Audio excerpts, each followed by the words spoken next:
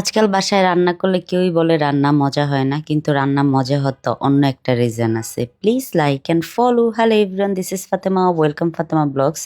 সকাল সকাল উঠে আমি আমার বাসার নিচে সবজির দোকান বসে, ওখান থেকে সবজি এনেছি। তো এনে সায়ানজারাকে নিয়ে বসে এখানে দুষ্টামি করতেছিলাম। তারপর ভাবলাম তাদেরকে একটু আঁকা আঁকিতে বসাই, তারা একটু আঁকা আঁকি করলে আস্তে আস্তে শিখতে পারবে, কারণ যেহেতু তাদের একটু বয়স হইতেছে, তো তারা স্কুলে যেতে হবে, সেই জন্য আঁকা আঁকিতে বসিয়ে দিয়ে আমি সবসময় চেষ্টা করি।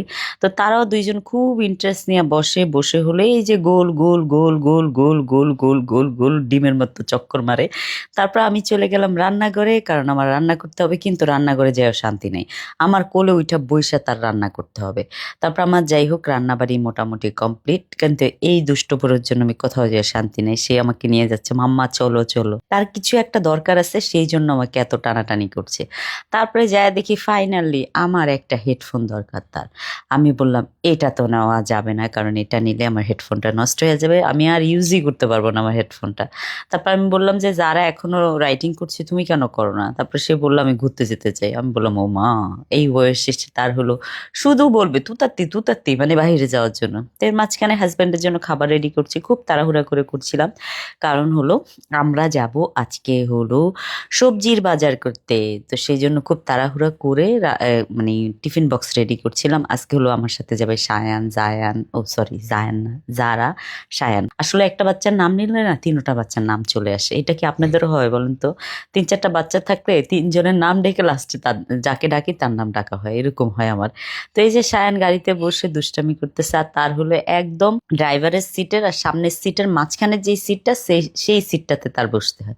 তারপর চলে আসলাম অফিসে। আসার পরে এই যে দেখো তার পাপারে জিজ্ঞেস করে পাপা কি, পাপা কি? তো পাপা বললো ওই উপরে আমার অফিস।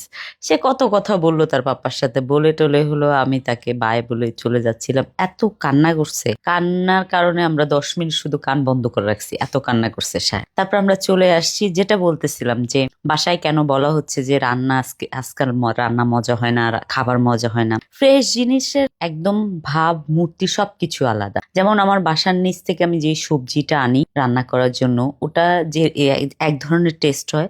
আর যেই সবজিটা আমি যাই এই যে মানে পূর্বাচল থেকে বা বিভিন্ন জায়গা থেকে কালেক্ট করে আনি, ওটার টেস্ট অন্যরকম হয়। এই যে ডিমটা দেখেন, এই ডিমটা কিন্তু ফ্রেশ একটা ডিম।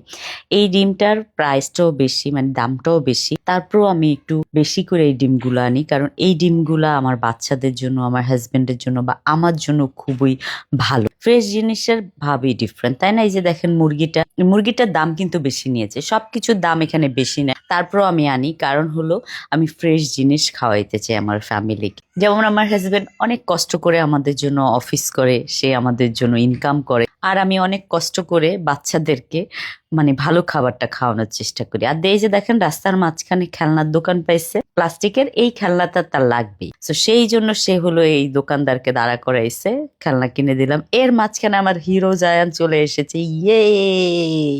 আমরা সবাই তো এত খুশি হয়েছি জায়ানকে দেখে। সেই স্কুল থেকে সোজা আমাদের সাথে পূর্বাচলে এসে জয়েন করেছে।